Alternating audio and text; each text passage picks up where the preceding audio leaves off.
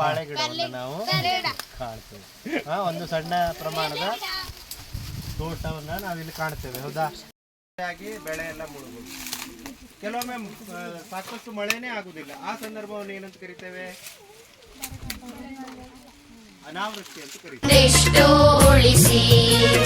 ನಿರ್ಮಲ ಗಾಳಿ ನೀರು ಬೆಳಕು ಇಶಾರರು ನಮಗುಳಿಸಿ.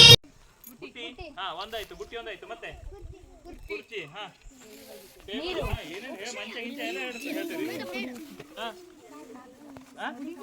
ಕಾಗದ ಆನೆ ಇದು ಜಾಸ್ತಿ ಇರ್ತದೆ. ಮತ್ತೊಂದು ವಿಶೇಷ ಅಂತಂದ್ರೆ ಹುಲ್ಲಿನ ಜಾತಿಗೆ ಸೇರಿದ ಅತ್ಯಂತ ದೊಡ್ಡ ಸಸ್ಯ ಯಾವುದು? ಹೇಳ್ರಿ, ದೊಡ್ಡ ಕೇಳ್ರಿ.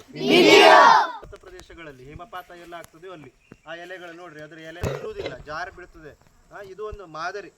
ನಿಮ್ಗೆ ಓಕ್ ಫೈನ್ ಮರಗಳೆಲ್ಲ ಇದ್ರಲ್ಲಿ ಕಾಣಿಸ್ತದೆ ಅಲ್ಲ, ಅಥವಾ ಸೂಚಿಪರ್ಣ ಕಾಡುಗಳು ಅಂತ ಬರ್ತದೆ ಅಲ್ಲ ಇದರಲ್ಲಿ. ನಾವು ಮಕ್ಕಳು ಮುಂದಿನ ಪ್ರಜೆಗಳು ನಮಗೊಂದಿಷ್ಟು ಉಳಿಸಿ.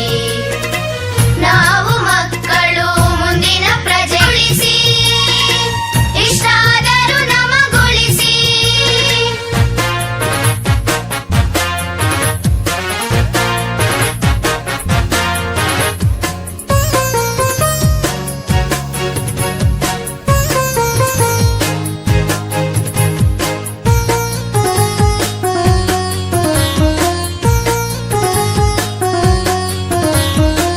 ದೇವರು ಕೊಟ್ಟ ಶುದ್ಧ ನೀರಿಗೆ ವಿಷವನ್ನೇಕೆ ಹಾಕುವಿರಿ?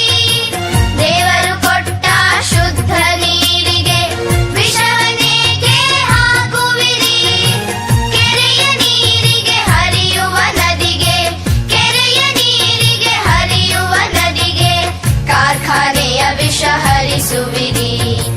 ಕೆರೆಯ ನೀರಿಗೆ ಹರಿಯುವ ನದಿಗೆ ಕಾರ್ಖಾನೆಯ ವಿಷ ಹರಿಸುವಿರಿ. ನಾವು ಮಕ್ಕಳು ಮುಂದಿನ ಪ್ರಜೆಗಳು ನಮಗೊಂದಿಷ್ಟು ಉಳಿಸಿ, ನಮಗೊಂದಿಷ್ಟು ಉಳಿಸಿ.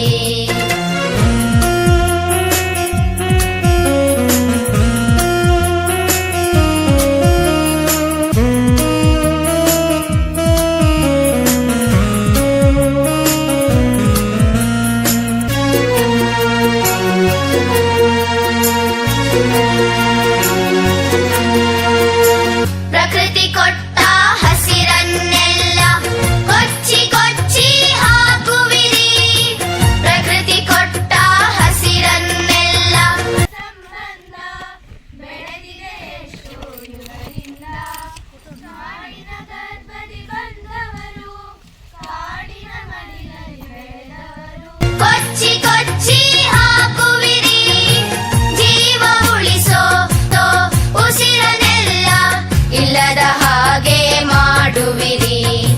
ಜೀವ ಉಳಿಸೋ ಉಸಿರನೆಲ್ಲ ಇಲ್ಲದ ಹಾಗೆ ಮಾಡುವಿರಿ. ಇವರಿಗೆಲ್ಲ ಏನಾಗಿದೆ? ಈ ಪರಿಸ್ಥಿತಿ ಬರಲು ಕಾರಣವೇನು?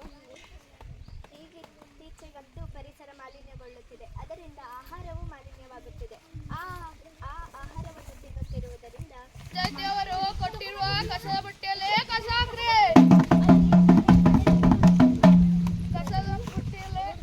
ನಮ್ಮ ಸುತ್ತಲಿನ ಪರಿಸರವಷ್ಟೇ ಅಲ್ಲದೆ ನಮ್ಮ ಆರೋಗ್ಯವೂ ಕೆಡುತ್ತದೆ. ನಾವು ಪರಿಸರವನ್ನು ಮಾಲಿನ್ಯವಾಗದಂತೆ ತಡೆಯಬೇಕು. ನಮಗೊಂದಿಷ್ಟು ಉಳಿಸಿ, ನಮಗೊಂದಿಷ್ಟು ಉಳಿಸಿ.